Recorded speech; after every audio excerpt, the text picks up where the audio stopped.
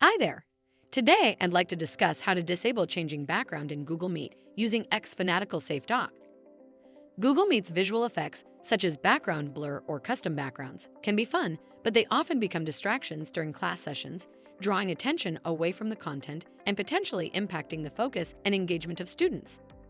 By disabling the Apply Visual Effect feature, educators can ensure that students remain focused on the lesson and not on changing backgrounds or effects. That's where xFanatical SafeDoc comes for the rescue. SafeDoc can help enforce these restrictions, allowing institutions to customize their Google Workspace experience and prevent misuse. Setting it up is a breeze.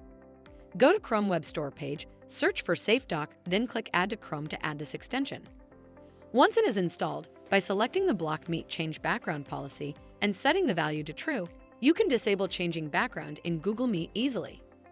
To know more, please visit xfanatical.com.